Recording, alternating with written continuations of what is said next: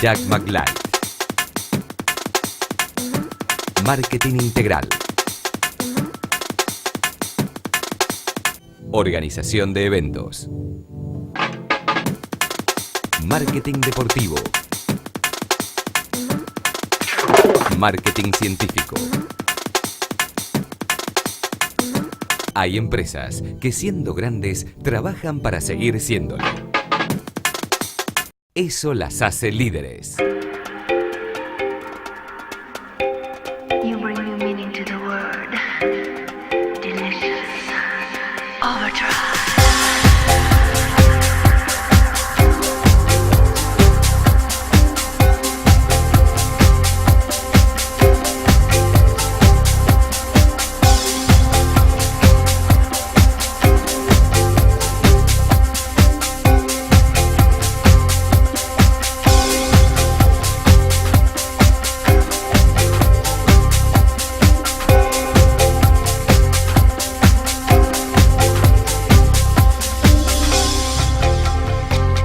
Angiocor es una compañía dedicada a la comercialización de productos médicos implantables de alta calidad, utilizados en las especialidades de cirugía cardiovascular, cardiología intervencionista e intervencionismo vascular periférico. Cuenta con una amplia red de sucursales y o distribuidores ubicados en las principales ciudades de Argentina, que le permite poder atender al 100% de los centros de alta complejidad médica. ¿Cómo les va? Bienvenidos a Medicina y Salud. La doctora Roxana Merán nos va a dar su punto de vista acerca de la importancia o no, veramos qué es lo que dice, sobre la utilización de stent liberadores de droga, stent farmacoactivos o drug eluting stent en el infarto agudo de miocardio. ¿Cuál es la importancia y si realmente tiene una utilidad o no? Es bueno saberlo y es bueno conocer la opinión de expertos en este tema. ¿Por qué? Porque son decisiones que nosotros tenemos que tomar a diario y que muchas veces solos en la inmensidad de una sala y con un paciente no tenemos tanta oportunidad para seleccionar uno u otro camino, y cuando tenemos sí oportunidad de escuchar estas conferencias como hemos escuchado en octubre pasado aquí en Buenos Aires, donde cientos de cardiólogos clínicos y cardiólogos intervencionistas pudieron al menos tomar una opinión sobre el punto de vista de la doctora Roxana Merán. En Medicina y Salud, ¿qué opina ella acerca de la utilización de stent farmacoactivos en el infarto agudo de miocardio? ¿Lo vemos? Angiocor es una compañía dedicada a la comercialización de productos médicos implantables de alta calidad, utilizados en las especialidades de cirugía cardiovascular, cardiología intervencionista e intervencionismo vascular periférico. Algunos de sus productos son Atrium Medical Corporation, prótesis vasculares de PTFE estándar y anillada, con o sin slider, para reemplazo arterial y o bypass coronario o vascular periférico. Órtesis para coartación o estenosis aórtica, forrado con PTFE y expandible por balón. Laboratoire Perus Implant. Prótesis vasculares de Dacron recta y bifurcada, con o sin colágeno, para reemplazo arterial y o bypass coronario o vascular periférico.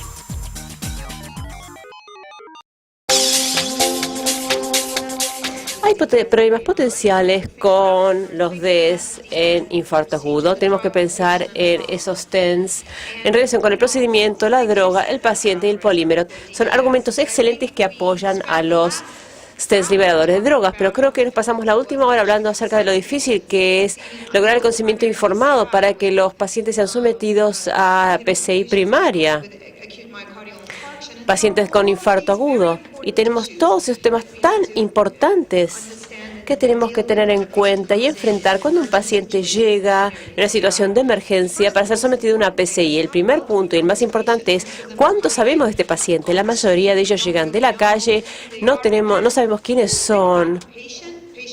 Y después el paciente Este tema del compliance y del no compliance, no quiero llevarlo arriba de todo, pero es sumamente importante, porque todo lo que usted dijo estaba basado en las evidencias completamente. Pero hay cosas importantes con respecto al procedimiento también.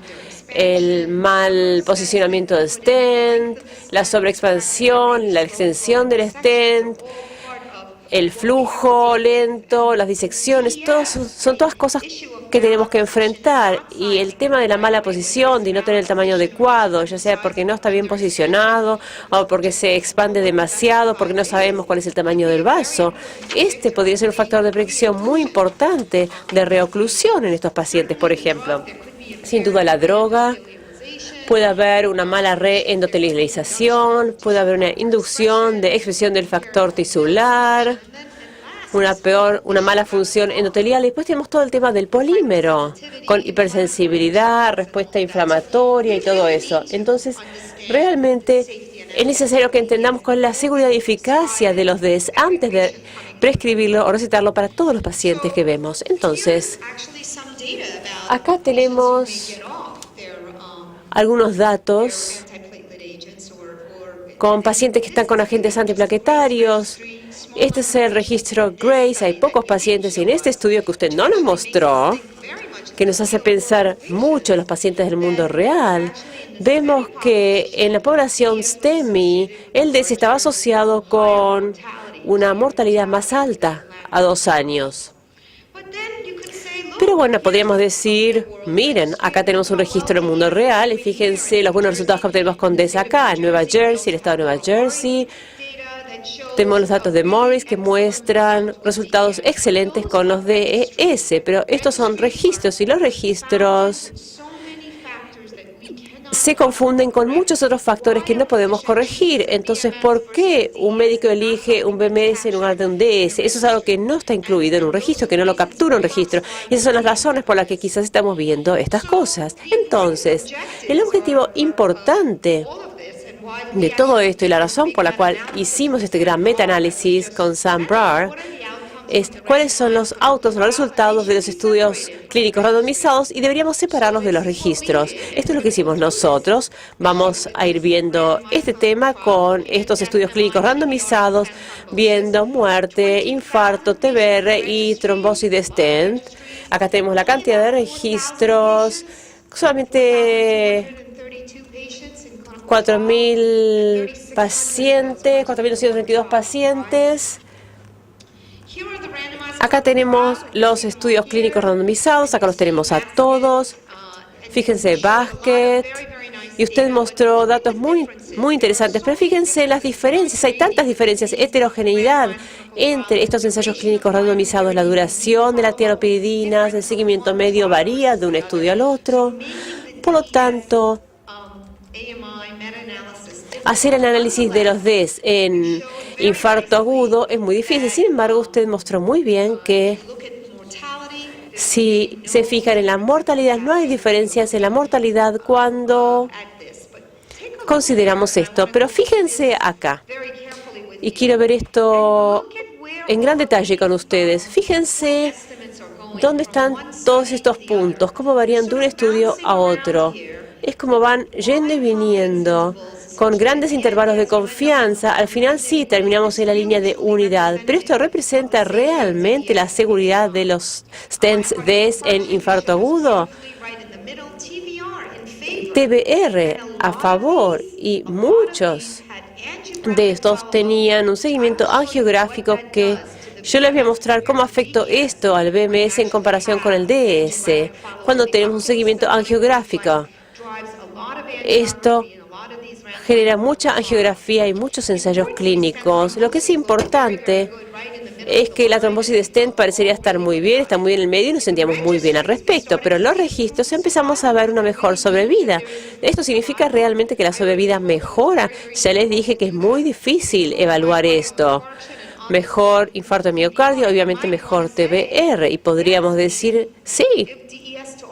Tenemos que usar esos stents con todos los pacientes porque fíjense lo que muestran los registros. Y en los registros hubo un 49% de reducción en la revascularización, reducción en infarto de agudo miocardio, mortalidad. Esto es lo mejor desde que se empezó a vender el pan en el pan lactal. Pero tenemos que ver todo lo que tenemos realmente, lo que sabemos hoy. Con el seguimiento promedio de 12 meses, 12 a 24 meses, que no estuviera asociado con más muerte o trombosis de stent, estaba asociado con una reducción en TBR y había que usar, y trabajamos con una pequeña cantidad de pacientes. En los registros podríamos decir que lo único que podemos decir es que no estaba asociado con una mayor mortalidad. Básicamente no podemos decir que estaba asociado con una menor mortalidad. Lo que podemos decir es que no había ningún problema con el DES en un periodo breve y a pesar de eso teníamos reducción en TBR. No hay problema, yo creo que podemos lograr una TBR y podemos decir en este metaanálisis que vemos una reducción en el TBR, en la revascularización del vaso objetivo. Pero en este metaanálisis hay algunas limitaciones importantes. 10 de los 13 ensayos clínicos randomizados tenían un seguimiento de 12 meses o menos. Uno de ellos tenía un seguimiento de 24 meses. La duración de clopidogrel varió entre 3 y 12 meses y no había datos en absoluto con respecto a la adherencia a clopidogrel. ¿Y qué pasaba cuando estos pacientes decidían dejar de tomar clopidogrel? ¿Cuáles eran los problemas con los DES si sucedía esto? Estos son metaanálisis a nivel de estudio, no a nivel de datos reales de pacientes. Por lo tanto, hay una limitación muy importante acá. Y nosotros publicamos esto. Yo soy una de las coautoras de ese metaanálisis y les estoy diciendo cuáles son las limitaciones de lo que figura en la bibliografía. Pero veamos ahora el seguimiento a largo plazo. ¿Qué tenemos? El doctor Álvarez nos mostró muy bien Typhoon y Perseo, pero quiero mostrarles cuál fue el estudio Strategy. Y en todos los casos parecería haber un seguimiento prolongado. Fíjense la cantidad de pacientes. Tenemos seguimientos prolongados, 4 años en Typhoon, y usted nos mostró 250 pacientes en comparación con 250 pacientes. Pero no nos mostró que el seguimiento a 4 años no era parte del análisis primario y que solo después de que hubieran pasado los 2 años, volvieron a llamar a los pacientes para decirles, bueno, vuelvan, vamos a hacer un seguimiento a 4 años. Y solo incluyeron eso en la cantidad total de 250 o 270 pacientes. Pero habiendo dicho esto, no había dudas, no había diferencias en la mortalidad, no había diferencias en infartos, en trombosis de stent. El seguimiento a largo plazo nos hace sentir bien. Y acá tenemos el estudio Passion. Usted nos mostró el estudio Passion y mostró que había una reducción, pero esto no tiene una diferencia estadísticamente significativa. Por lo tanto, no podemos decir que hubiera una asociación con una reducción en la revascularización de la lesión objetivo. Y de hecho, esto es un MACE hasta 24 meses. Y la muerte cardíaca por los stents con paclitaxel fue 0,5, lugar de 7,2. El infarto agudo, por otra parte, fue un poco más alto, un poco mayor. El reinfarto fue un poco mayor, 3,1% en comparación con 2,4%. No puedo decir nada con respecto a nada de esto porque son solamente 700 pacientes. No tiene ninguna fuerza con respecto a estos endpoints importantes. Y fíjense el total trombosis de stent a 24 meses. Fíjense que acá tenemos 1,4% en BMS y en caso de los stents con paclitaxel es 2,46 en lugar de 2. No sé qué decir al respecto, no puedo decir. El intervalo de confianza va de 0,4 a 5,23. Por lo tanto, es un intervalo de confianza demasiado amplio. No nos sirve para evaluar este endpoint. No deberíamos sentirnos bien si no vemos ninguna diferencia. No significa nada. Cuando vemos el estudio Mission, este también es un estudio que básicamente analizó los stents con sirolimus y BMS. La muerte cardíaca era 2,5% para sirolimus en comparación con 3,3%. Y el reinfarto parecía tener buenos resultados en comparación con los stents DES. Sin embargo, tenemos temas no resueltos. Escuchamos en TCT el estudio Endeavor a 4 años, que decía que quizás los stents de nueva generación tienen distintas dosis en comparación con los de paclitaxel. Hay realmente un problema de seguridad con esa primera generación y las nuevas generaciones pueden darnos un beneficio en términos de seguridad. Lo vimos en Spirit y en Endeavor. Ahora quisiera repasar algunos de los datos del estudio IVOS, el subestudio de IVOS en Mission. Había una mala posición de stent aguda presente en el 26% de los pacientes con STEMI. Y el tamaño del vaso fue el único predictor del mal posicionamiento del stent agudo. Por lo tanto, estamos subestimando el tamaño de estos vasos. No estamos reconociendo el tamaño real de estos vasos. Y si vemos qué pasó con OCT, y son datos del centro torácico, 6 meses después del stenting, en 16 STEMI en comparación con 27 pacientes con angina estable, fíjense que la mala posición de stent es algo que se observa con mucha frecuencia en estos pacientes tratados por infarto agudo miocardio. Y podemos ver esto muy claramente con los pacientes con STEMI comparados con los pacientes estables, en donde hay autostrats no cubiertos.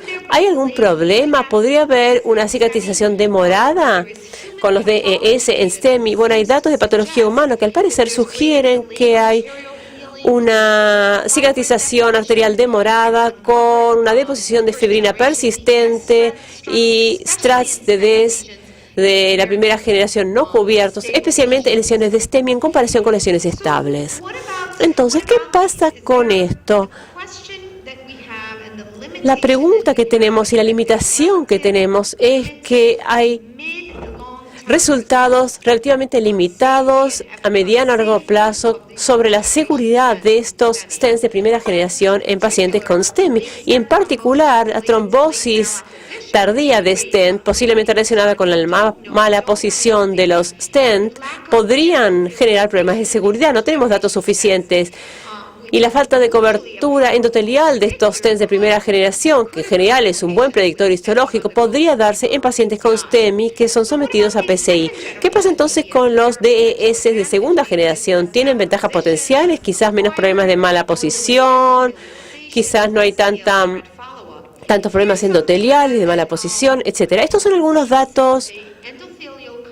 Esta es la cobertura endotelial de arterias ilíacas de conejos. Esta es una electromicroscopía entre los stents con sirolimus y distintas clases de stents. Y fíjense, acá tenemos a 14 días. Fíjense qué pasa a los 28 días. Podemos ver que cuando pasamos de la primera a segunda generación, vemos una mejor cobertura endotelial, vemos menos problemas de los que solemos encontrar con los stents de primera generación. Y honestamente, a mí me alientan un poco los datos de X-Search del registro grupal, que muestra que quizás haya menos eventos cardíacos, pero estos son registros que no tienen una minuciosidad con respecto a los datos y por tanto no son datos en los que nos podemos apoyar para demostrar esto. Pero el 39% de estos pacientes que recibieron estos stents con sirolimus eran pacientes STEMI. Y si nos fijamos, vemos que hay muchos ensayos que están por salir y estos Examination y Exami van a analizar grandes cantidades de pacientes en donde se van a utilizar stents con sirolimus. Me interesa muchísimo el estudio español y también el de Holanda que compara Cypher con los stents con sirolimus. Tenemos que esperar para ver cuáles son los resultados. Y el próximo es el estudio ZEST-AMI, en donde se comparó un stent con sirolimus con uno con paclitaxel. Vemos que el de sirolimus, al parecer, genera los mismos resultados que estos otros dos en cuanto a la reducción de incidentes de eventos adversos importantes. Y se fijan en los stents con sirolimus. Lo interesante al respecto es que no hay trombosis de stent en este estudio muy pequeño. Pero Greg Stone, que no vino hoy acá, presentó los datos sobre el análisis a 2 años. Y ahora este es el estudio que tiene el poder suficiente para evaluar la eficacia de los stents liberadores de drogas en comparación con los bare metal. 2.250 pacientes recibieron un stent DS en comparación con un grupo más chico de pacientes que recibieron bare metal. Acá tenemos las cantidades, es un endpoint a 2 años. Y podrán ver que lo que es muy interesante con respecto a este estudio es que nosotros recomendamos que hasta 1 año todos los pacientes tienen que recibir tianopiridina. Y fíjense que al año el 30% de los pacientes y en general un 40% de los pacientes con bare stent ya habían dejado de recibir tianopiridinas. Y si pasamos a los 2 años, la mayoría de los pacientes interrumpieron el tratamiento con tianopiridina. Por lo tanto, este es el estudio en donde hacemos un seguimiento de adherencia y donde entendemos lo que sucede. Lo que quiero mostrarles es la eficacia, el endpoint de eficacia primaria, que está muy a favor de stent con paclitaxel. A 1 año el beneficio absoluto era de solo el 3% y todo el mundo dijo, ¿ese beneficio del 3% es suficiente para colocar estos stents liberadores de drogas en todos los pacientes que recibimos? Creo que realmente tenemos que dar un paso atrás y creo realmente que en última instancia hay pacientes que se van a beneficiar muchísimo con estos stents liberadores de droga y pacientes que no se van a ver perjudicados por una mayor restenosis con stents de bare metal si lo hacemos de la forma correcta. Pero lo que creo que realmente es muy curioso es el reflejo que se da a los 13 meses. Hicimos un seguimiento a 13 meses después de los 12 meses. Y fíjense qué pasa cuando hacemos un angiograma a los 13 meses. Las dos curvas suben y fíjense cómo la curva se desplaza.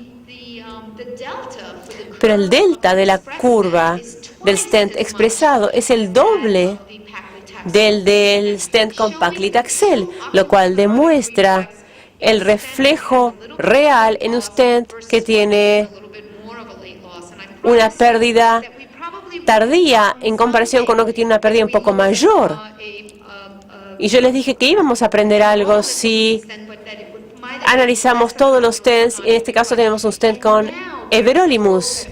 Pero ahora estamos llegando a una diferencia absoluta del 4,8% a 5 años en el caso de los endpoints isquémicos importantes con una reducción significativa en 2 años. ¿2 años es suficiente?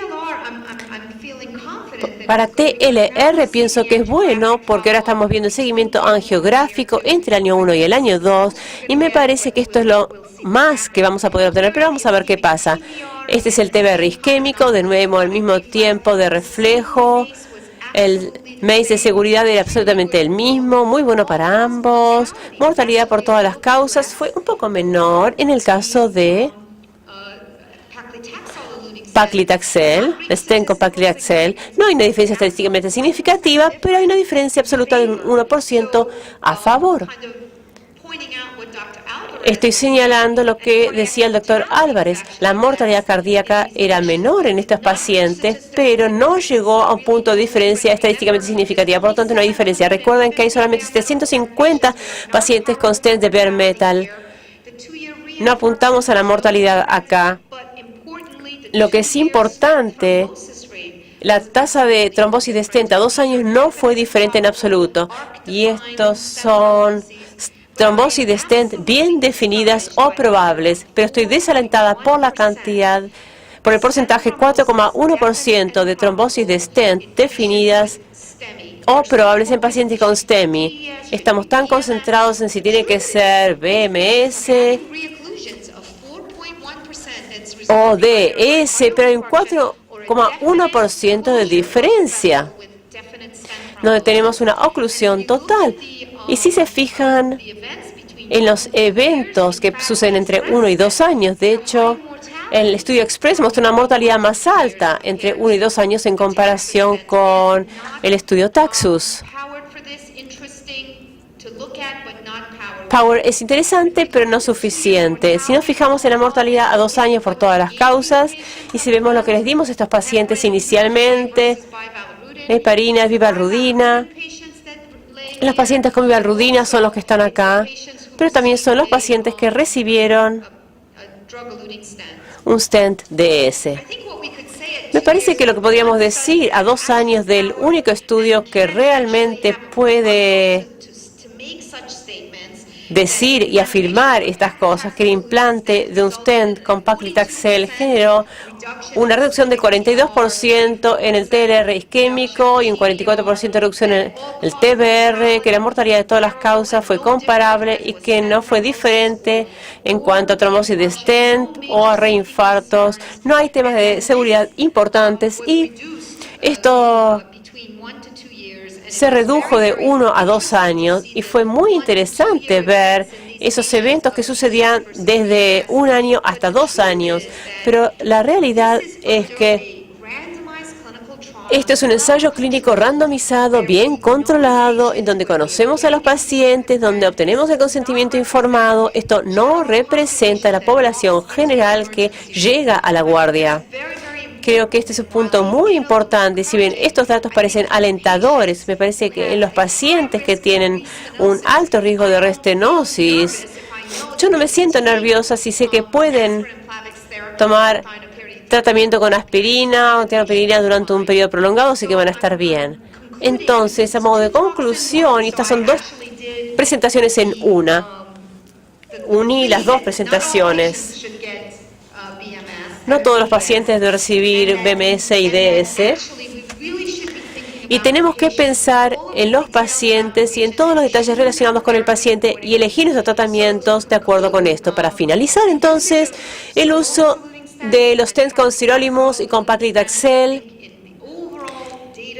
En todos los datos que tenemos en la bibliografía, vemos que hay una mejor eficacia y mejores resultados de seguridad a mediano plazo en comparación con BMS en pacientes con STEMI. Con los stents con paclitaxel tenemos datos ahora de Horizon de hasta 2 años, con buenos datos, pero el largo plazo después de 2 años es algo que todavía no se probó.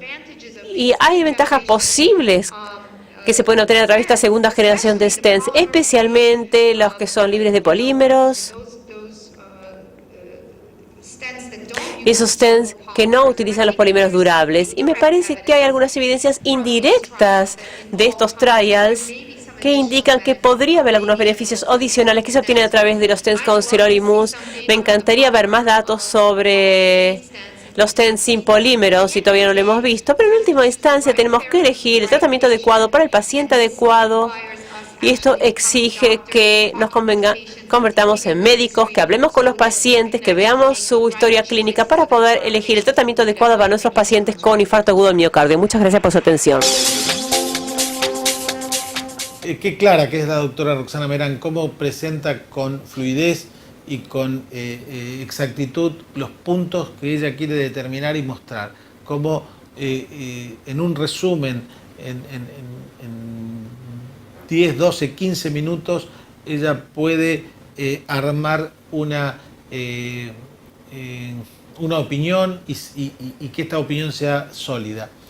Evidentemente, hoy en Argentina y en el resto del mundo tenemos oportunidad de tratar a los pacientes con la mejor tecnología, y esa tecnología, que es la que hablaba la doctora Roxana Merán, es la que nosotros disponemos en todo el país, porque todos aquellos que hacemos este tipo de procedimientos, que estamos formando el Colegio Argentino de Cardioangiólogos Intervencionistas, que somos una comunidad que nos dedicamos a tratar todos estos males de las arterias, todas estas alteraciones vasculares, realmente contamos hoy en la Argentina con todos estos productos, con toda esta tecnología que es en beneficio suyo, en beneficio del paciente, en beneficio de aquellos que tienen una dolencia. medicinasalud@fivertel.com.ar es nuestro mail para que ustedes nos hagan todas las consultas que quieran. Y Medicina y Salud, como siempre, ahí adelante en la tecnología en cardiología intervencionista. Nos vemos en el próximo programa. Gracias.